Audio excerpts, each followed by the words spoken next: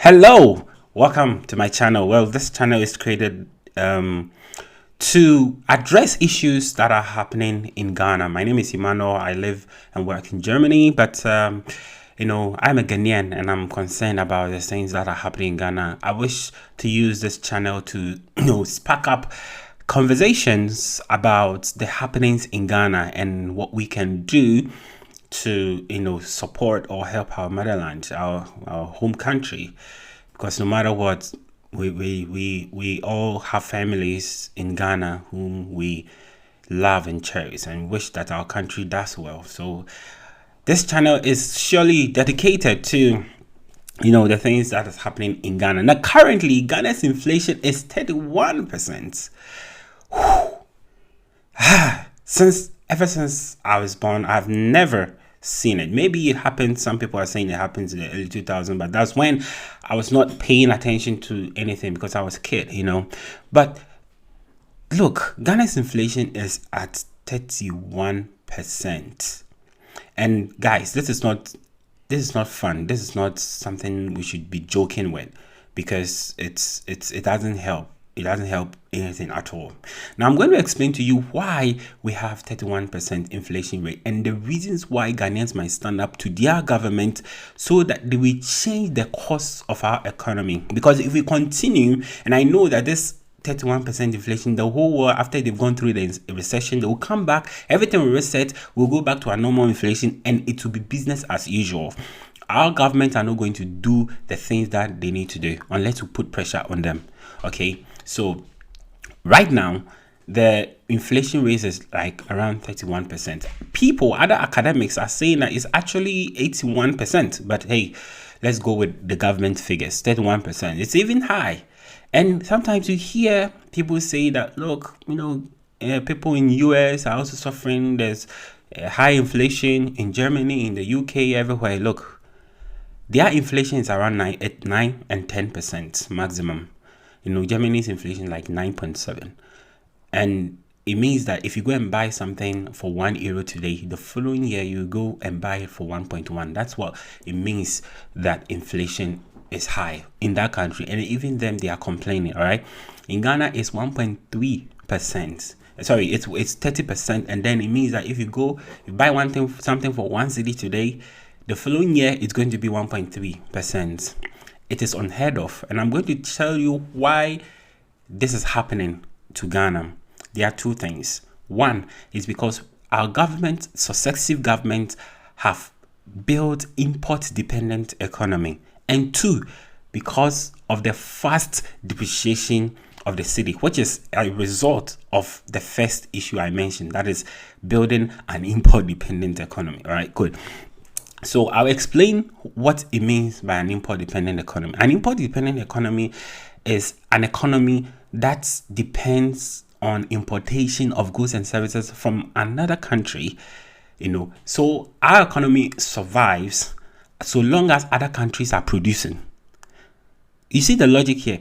We only survive so long as people from other countries are producing goods and services and shipping them through our ports to our country. That is the only way we survive. We are not producing a lot of things. If you go to Ghana, if you take a cursory look at the average corner shop, I'm not even going to the supermarket, just the corner shop in your neighborhood, just go through them, the provisions, the milk, the tin fish, the canned fish, what else, the Milos, the sardines, the sachets, a lot of things. All these things, most of them, about 80% are imported, and most of them coming from China, United States, and then Europe in general. And it's because we have watched on.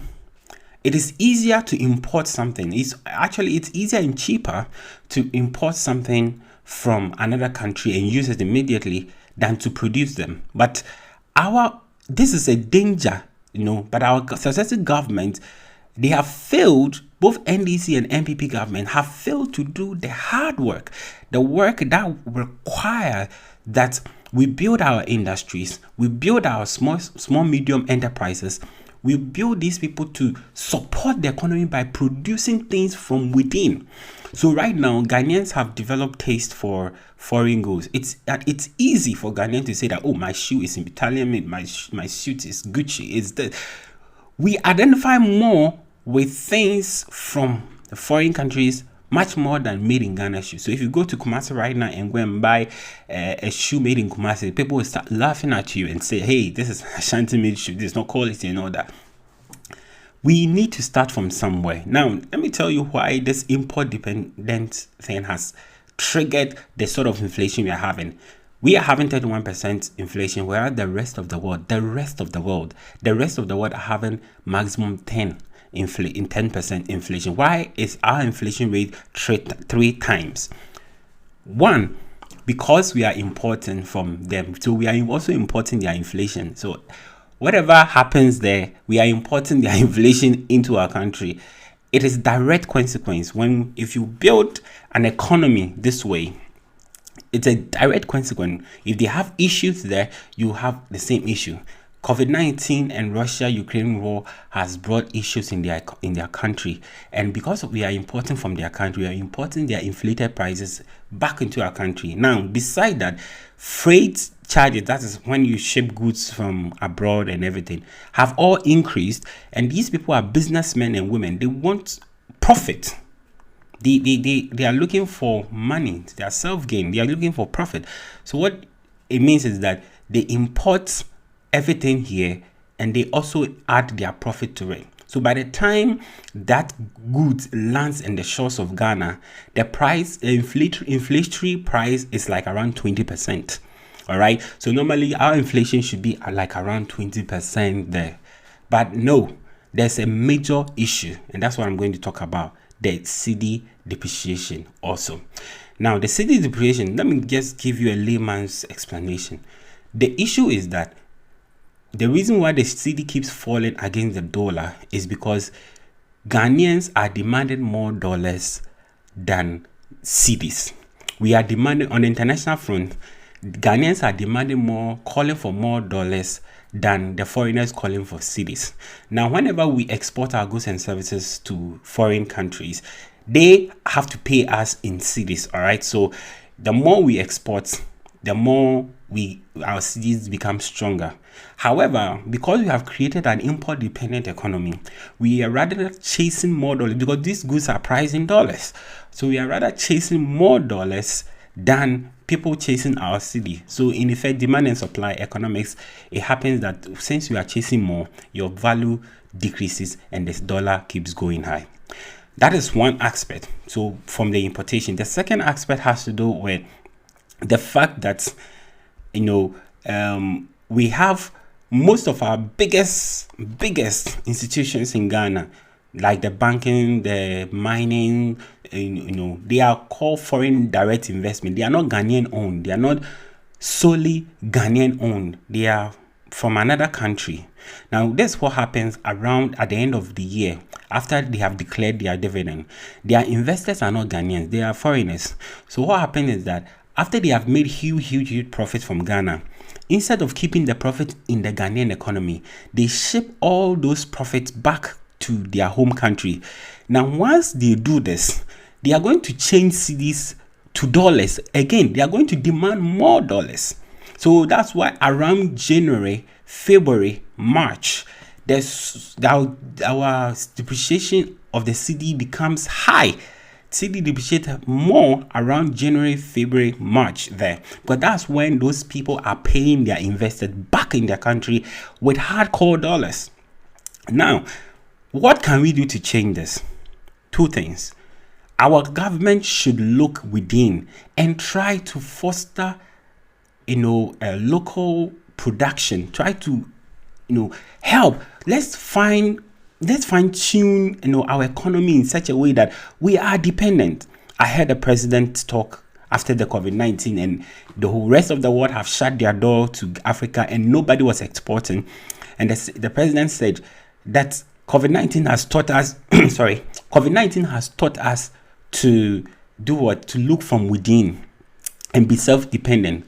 I thought it was too late to look into it. I was worried. When I was in JSS1, I stood, and when I started, getting to know about cars and where they come from, and I realized I stood just by our roadside and counting cars, and I realized that all our cars, all, I think, yes, that's one. I think like in the year 2000s or so, all the cars that passed by, whether it was VW, whether it was Mercedes-Benz, whether it was Toyota, whether it was Opel, whether it was Nissan, whether it was Renault, whether it was Citroën, whether it was Peugeot, every single car that passed our rooftop came from abroad.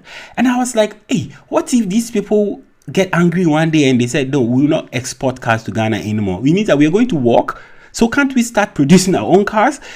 As a child, that's what I was thinking. And it puzzles my mind why up till now we haven't been able to see through things like this. We import food, rice, we import, till today we are even importing cassava. It's a shame to the economy. It's a shame to Ghana that has a great arable land that can cultivate to feed the rest of Africa. It is possible if only we put down our feet. So our government should look into import substitutes, import substitution. There's certain things that, of course, we can't produce them here in Ghana, but there are a ton of it that we can easily produce them in Ghana. Let's look into it. The government started things like planting for food and job, which was great idea, but guess what? The implementation has been politicized.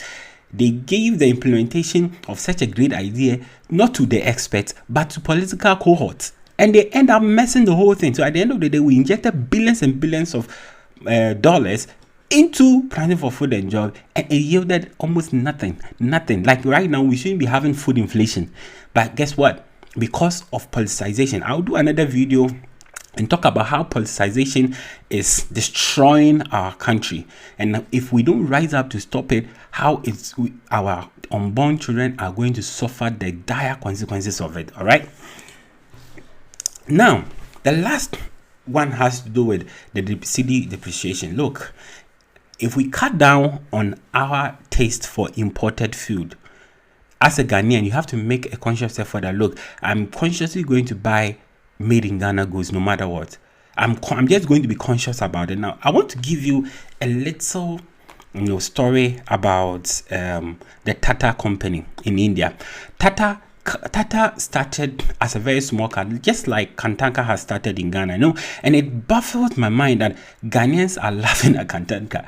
When Kantanka started producing 8 cars, they suffered before the government of Ghana came in. Even if they have to import some small spare parts from abroad, they were taxed, and sometimes it amazes me.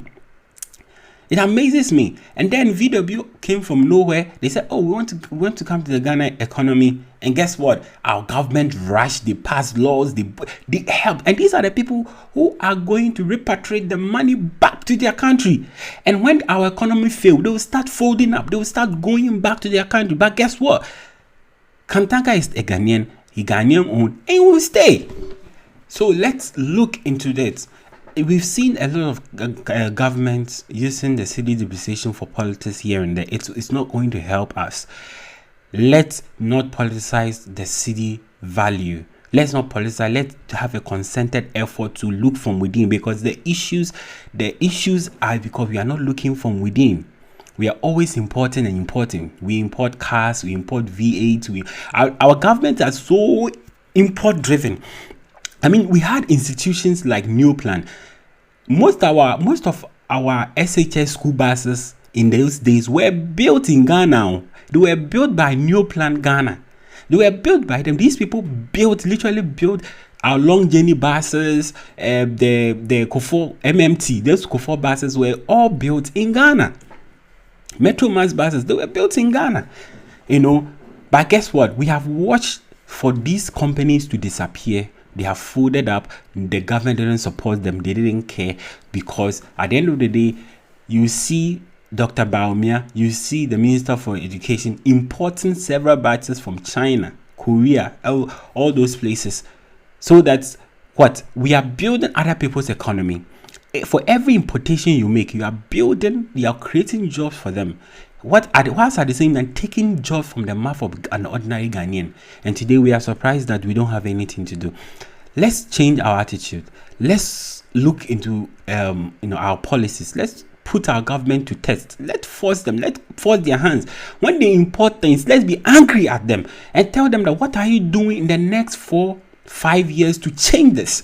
Otherwise, we'll have to change you politically.